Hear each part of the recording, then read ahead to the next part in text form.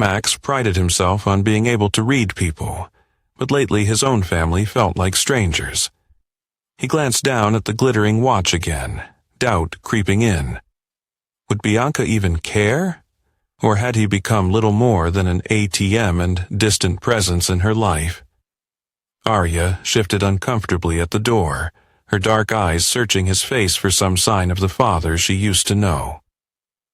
"I'll see you at dinner, Dad," she said softly, then slipped away, leaving Max alone in the tranquil glow of the sunset. He felt the weight of the years settle around his shoulders, the years of missed moments and sacrifices made in the hope of one day being able to make it all up to them. Outside, Bianca and Dex continued their conversation by the pool, as if nothing in the world could touch their laughter. Max's chest tightened. He knew that tomorrow's meeting with Frank would confirm what he already suspected, but even that certainty couldn't prepare him for the ache of betrayal. As dusk settled, Max resolved to be present, to try once more to rebuild the bonds slipping from his grasp. The evening promised no easy answers, but he swore to himself that his family's happiness would be his new mission, no matter what truths the morning brought. "Absolutely. I know what they're after, and this is the only way to draw them out," Max replied, his voice resolute. "Everything has to look legitimate. Bianca has to believe she's getting exactly what she wants, complete control." Walter sighed, shuffling the papers in his briefcase. "She's always been clever, Max. Ruthless, too. Are you ready for the fallout?" Max squared his shoulders, eyes fixed on the city skyline shimmering beyond the window.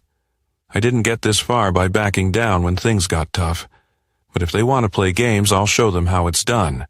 I want everything airtight, Walter, no mistakes." "Understood," Walter said. "I'll finalize everything tonight. By tomorrow, Ridge security will be out of Bianca's reach, no matter what she thinks." As Walter left, Max stared at his reflection in the glass. The images from Frank's files came back to him. The secret texts, the covert meetings, and Clayton's easy laughter with Arya and Aiden. His anger simmered beneath a calm surface, fueling his determination to protect his life's work and the children he loved so dearly. Night fell over Los Angeles, painting the city in 1,000 flickering lights. Max knew tomorrow would change everything. Whatever happened next, he would make sure his family and his legacy would not be stolen without a fight. Max kissed her cheek gently, hiding his turmoil behind a practiced smile. "You look beautiful tonight, Bianca," he said, pulling out her chair. Bianca accepted the gesture graciously, glancing around at the elegant setting with a subtle smile. "You do know how to make an occasion special, Max," she replied, brushing a strand of hair behind her ear. Arya and Aiden took their seats, exchanging glances and typing rapidly on their phones. The air was thick with tension, each member of the family playing their part in a performance worthy of the grandest stage. The first course arrived, and Max made a show of pouring champagne for everyone, though the children only sipped their sparkling water. To 15 years of family, he toasted, raising his glass. Bianca clinked glasses with him, her eyes unreadable. Arya and Aiden followed suit, their expressions carefully neutral. Conversation was strained, held together by polite questions about school and travel plans. Bianca steered the talk toward upcoming charity events, skillfully avoiding any mention of Ridge security or their future as a family. Max observed her closely, noting every calculated gesture and sidelong glance. As the evening wore on, the tension grew nearly unbearable, a storm brewing just below the surface. Max knew that soon the final act would begin. The truth would shatter the illusion, and there would be no going back for any of them. He simply looked at each of them, his gaze steady. "Well, that's honest at least," he said, his voice low but even. "I see the roles have been cast, and you've all made your choices." A heavy silence settled over the table. Bianca's lips pressed into a thin line, her confidence flickering as Max remained calm. Arya shifted uncomfortably, suddenly unable to meet her father's gaze. Even Aidan, for all his bravado, seemed unnerved by Max's composure. The waiter arrived to clear the plates, oblivious to the family drama unfolding in the candlelit room. Max leaned back in his chair and gave a small, almost imperceptible nod. "You have no idea what you're getting into," he said quietly, looking at Bianca. "But I wish you luck." He stood, smoothing his suit jacket with slow deliberation. "If you'll excuse me, I have some calls to make. Enjoy the rest of your dinner." Max turned and walked out into the night, the doors closing softly behind him. The family sat in stunned silence, the gravity of what had just transpired settling over them. For the first time, the control was no longer in their hands, and beneath the glittering lights of New Malibu, the line between betrayal and justice had finally been drawn. Frank nodded, his expression grim. "You want us to proceed?" he asked quietly. "Yes," Max replied, his voice resolute. "But make sure no one suspects a thing. As far as they know, I'm out of the picture. Let them get comfortable." He tapped a series of commands into his laptop, bringing up more sets of data. Bank accounts, shell corporations, emails that hinted at clandestine meetings. Frank leaned back, studying his old friend. "You sure you're ready for the next step? They won't see it coming." "I know," Max said, his eyes never leaving the screens. "They've gotten exactly what they wished for. Now it's my turn." For the next several days, the Caldwells and Bianca operated openly, moving funds, transferring properties, and consolidating power over Ridge Securities' domestic assets. Arya and Aidan, once inseparable from Max, now gleefully posted from lavish parties and art galleries, believing their father's chapter was over. Meanwhile, Max and Frank worked tirelessly, pulling invisible strings. Legal traps were set. The international contracts and government partnerships, worth far more than anyone on the outside realized, remained secured and well beyond Bianca's legal reach. As Friday evening fell over St. Louis, where Ridge Securities' main vaults were registered, the last lock on Operation Trojan clicked into place. Max glanced at Frank and allowed himself a small, cold smile. "Now," he said, "let's show them what real consequences look like." "Let them have their party," Max replied, his tone icy. "They think the hard part is over.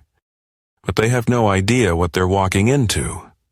He continued monitoring the feeds, noting every smug smile and careless word echoing through the mansion that had once been the heart of his family.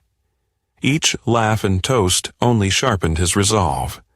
The celebration, to his mind, was not a victory. It was the prelude to their downfall. Frank handed Max a folder marked Operation Phantom. "Once we activate this, every asset, every shell company the Caldwells set up will be exposed. Their offshore accounts will be frozen. Law enforcement and federal investigators will descend, following the money trail straight back to Bianca, Dex, and Clayton." Max flipped through the folder, reviewing the timeline and evidence yet again. Every step had been calculated. Every contingency was in place. "They wanted an empire built on betrayal," he said quietly. "Now, let them see what happens when the foundations are nothing but sand." As laughter echoed from the speakers, Max closed his eyes for a moment. The heartbreak of his children had been the deepest wound, but now, as justice waited on his signal, he felt a grim determination settle within him. "Initiate the first phase at dawn," Max ordered, his voice steel. Frank nodded, knowing this was the moment everything would change. Max ran his hand over the envelopes, each one representing a trigger. court filings, whistleblower complaints, government notifications, evidence prepared for federal authorities, and emergency orders to freeze assets around the globe. Once these go out, there's no returning to the way things were, Walter said softly. I know, Max replied, his voice ironclad. But this is the only way. They built their empire on deception. They need to answer for it. Walter nodded solemnly. At sunrise, the world changes for all of you. Max sat in the stillness, considering the lives once intertwined around his dinner table. He remembered Arya's laughter, Aiden's hopeful questions about the future, Bianca's smile on their wedding day, all now fractured by ambition and betrayal. Despite the ache in his heart, his decision was final. He would not allow the legacy he built with truth and devotion to be corrupted for selfish gain. As the clock edged toward midnight, Max straightened, collected the envelopes, and signaled to Frank. We move at dawn. Make sure no step is overlooked, no detail missed. Frank gave a crisp nod, resolve unwavering. The operatives dispersed to their stations, ready to set justice in motion. In those final hours before daybreak, a hush settled over the command center. Emails were queued, calls readied, files poised to unleash a storm. On this seventh day, Max Hargrove prepared to reclaim his world and ensure that the cost of treachery would be paid in full. A cascade of secure emails, hard-copy evidence packets, and legal filings were simultaneously delivered to federal agencies, courts, and top-tier media outlets.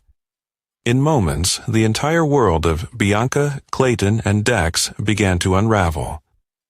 At Ridge Security Headquarters, alarms blared as federal agents in dark suits poured through the doors. The Caldwells and Bianca were caught mid-meeting, faces blanching as badges were flashed and records seized. The false shell companies and siphoned money trails were exposed. Every illicit transfer traced thanks to Irene Blackwood's meticulous audits. Within the hour, bank accounts were frozen in St. Louis, Switzerland, and the Cayman Islands. At the Malibu mansion, stunned guests watched as law enforcement swept through rooms, reading off search warrants, collecting computers and devices. Selena Porter tried to assert her authority, but found herself handed a federal subpoena instead. Meanwhile, journalists received the carefully curated exposés, proof of conspiracy, financial deception, and the true extent of the plot to steal Ridge Security. The story dominated news cycles. Anchors spoke in shocked tones about the betrayal, about the rise and apparent fall of Bianca Harrove and her new dynasty. At precisely 8:30 a.m., Arya and Aiden were served with legal documents, individualized letters from Max. Each outlined what had happened, the evidence against their mother and the Caldwells, and a heartfelt explanation of his actions. Max made sure the letters offered clarity, without rage, and reminded his children that they always had the power to seek forgiveness and make better choices. By midday, arrests had already begun. Clayton and Dex were taken into custody first, caught trying to leave the country.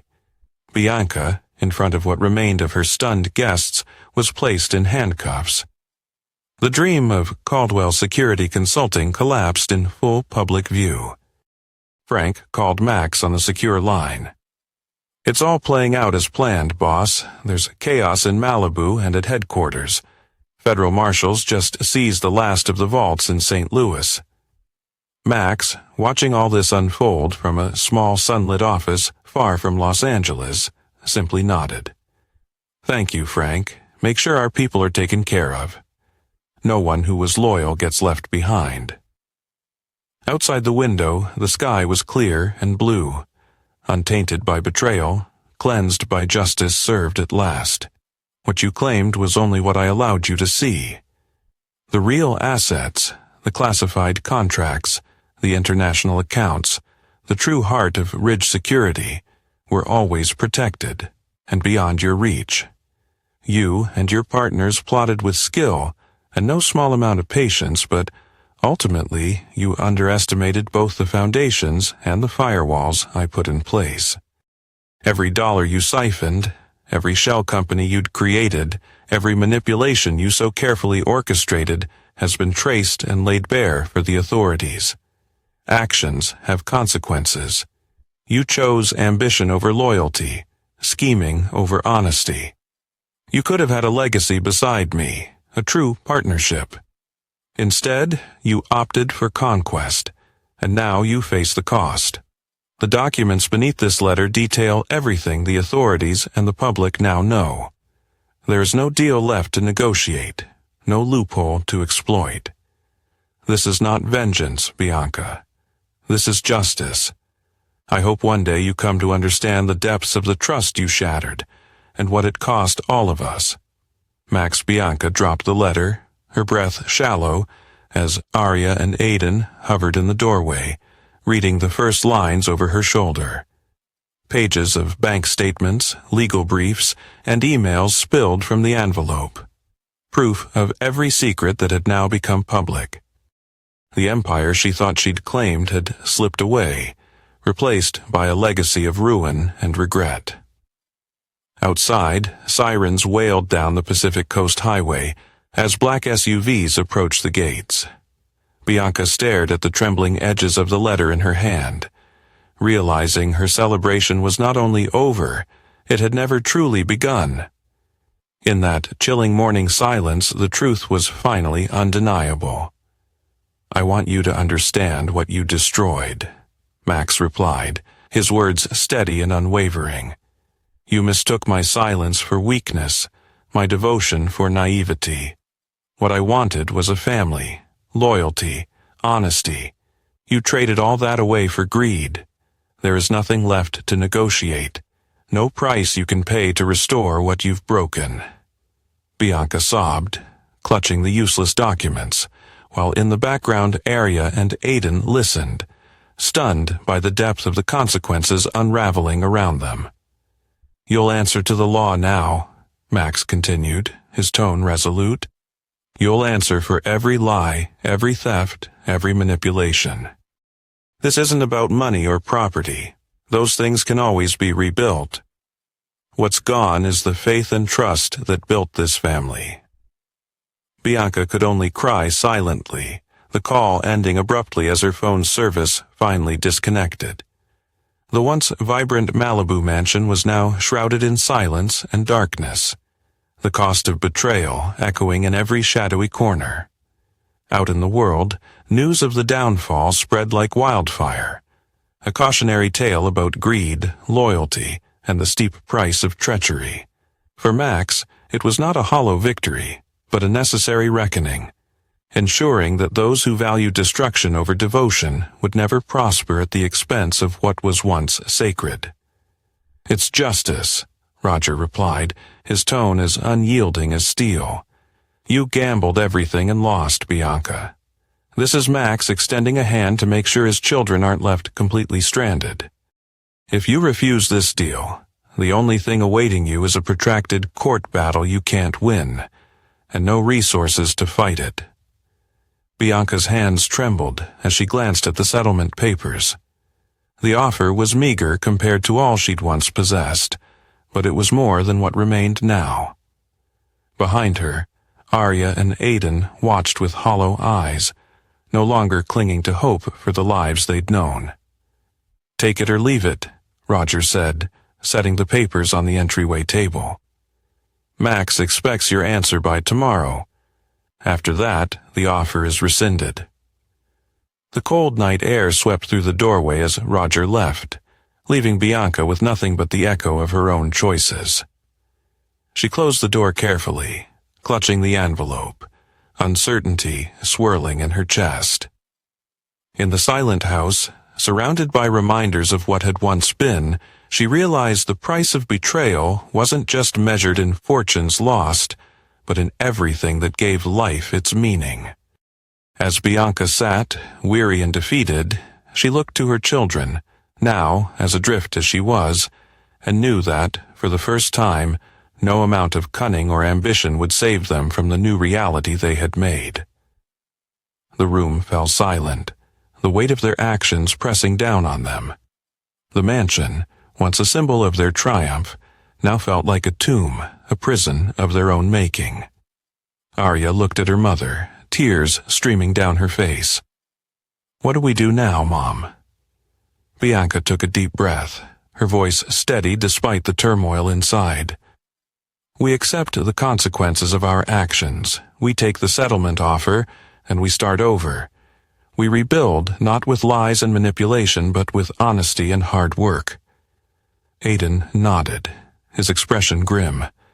"We can't change what we did, but we can change how we move forward. We owe Dad that much, at least." Bianca reached out, taking both of her children's hands. "Together, we'll find a way to make things right. Not for him, but for ourselves. We'll show him that we can be better, that we can learn from our mistakes." In the quiet of the night they huddled together, the echoes of their past choices haunting them. The mansion, once a testament to their ambition, now stood as a monument to their downfall. But within the ruins, a fragile hope began to take root. A hope for redemption, for forgiveness, and for a future built on the truth they had long ignored. The silence in the kitchen was suffocating as the family absorbed Max's final terms. Arya's hands trembled as she reached for the trust fund page, her eyes lingering on the conditions.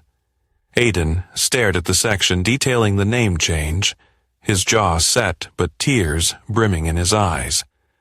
"So this is it," Bianca whispered, her voice heavy with regret. "He's severing every last tie." Arya nodded, her voice barely above a whisper. "He's giving us one last chance, but only if we let go of everything." "We don't have a choice," Aiden said dully. "We either take what little hope is offered, or we lose everything, including our freedom." Bianca, feeling the final weight of her decisions, picked up a pen with shaking hands. "We sign," she said quietly. "We do as he asks. We accept this and move forward. It's the only way." Together, they reviewed and signed every page, initials trembling, hope and sorrow mingling with each signature. When finished, Arya sealed the documents back in the envelope, her hands steady at last. As Bianca looked around their once grand kitchen, now littered with papers and memories, she realized that, while the world she'd built was gone, a new kind of life, humble, honest, and perhaps redemptive, might still be possible. Above them, the dawn light finally broke through the stained glass window, illuminating their path out of darkness and into an unknown but cleansed future. There was a long pause before a familiar, steady voice spoke. "Aiden," Max said quietly. Aiden's heart thudded in his chest. For a moment, he couldn't find the words. "Dad?" he finally whispered. "Yes," Max replied, his tone calm but distant. "This is the last time you'll hear from me directly. I want you to know, none of this was ever what I wanted for us. But after everything that happened, this is how it has to be. I hope you'll learn from this. Make something better of your life than what you chose these past months." Aiden swallowed hard, his voice shaky but honest. "I'm sorry, Dad, for everything. I didn't know what we were doing. I didn't understand. I hope one day you'll remember this moment and choose wisely," Max replied. "Take care of your sister. Look after your mother. There's still a future for you. Make it count." Before Aiden could say anything more, the line disconnected, leaving him staring at the phone in stunned silence. He set the phone down just as Bianca and Arya returned to the foyer, arms full of the last boxes. Arya studied her brother's face. "Was it him?" she asked quietly. Aiden nodded. "He said goodbye." Tears welled in Arya's eyes, but she managed a sad smile. Then, let's make a new start, for real this time. They stepped out into the sunlit driveway, leaving behind not just the mansion, but the shadows of all their choices. A different future waited, one built not on wealth or power, but on whatever truth, forgiveness, and hope they could still find. "Yes, sir," Frank agreed quietly.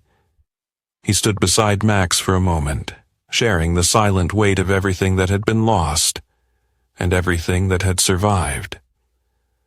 Max gazed out over the shimmering city, feeling both pride and sorrow in equal measure.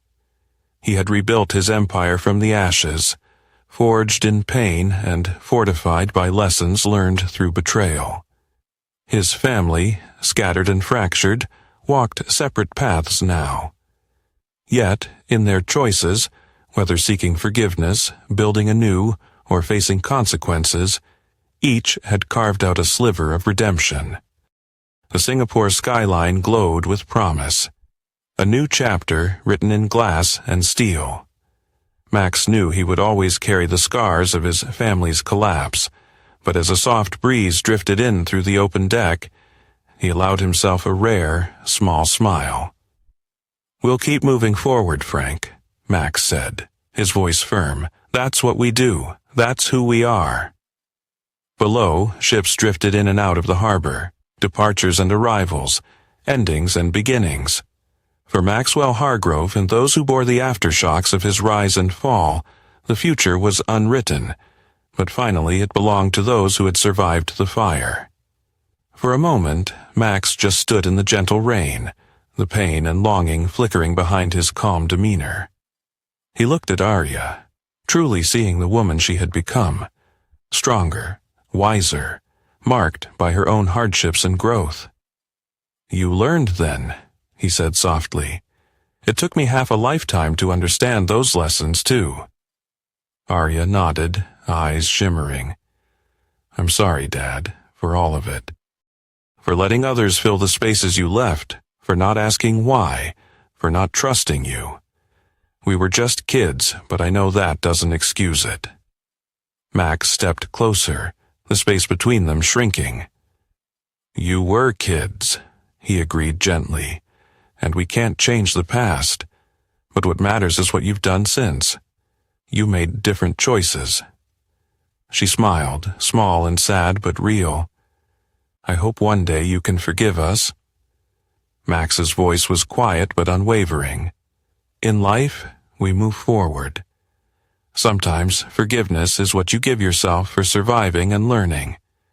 Sometimes it's what you give others, so the pain doesn't stay the only thing you carry." Arya looked down, a tear slipping down her cheek, mingling with the rain. "Thank you for meeting me today, Dad." He placed a comforting hand on her shoulder, the first gentle touch in years. "Take care of your brother. Whatever happens, you always have a chance to be better, both of you." Without another word, Arya gathered her things and started down the cemetery path. Max remained by his father's grave, watching her go, with sorrow, pride, and, for the first time in years, a spark of hope blooming in the aftermath of ruin. As the rain softened above him, Max raised his gaze to the sky, silently promising his father and himself that whatever tomorrow held, it would be faced with the integrity and strength that stitched his family's story together, one fragile thread at a time. Again, in the next chapter of your life, wherever it leads. As the car pulled away from the cemetery, the city melted into rain-silvered silence behind him. Maxwell Hargrove stared out at the shifting horizon, knowing that, while victory had cost him dearly, hope was never truly lost as long as there were honest reckonings, however late they might come. He pressed his hand to the envelope in his pocket, feeling its weight, a testament to lessons learned, bridges burned, and the fragile, enduring strength of family. For Maxwell, for Arya, for Aiden, and even for Bianca somewhere far away, tomorrow would bring another beginning, shaped by choices, consequences, and, perhaps, redemption.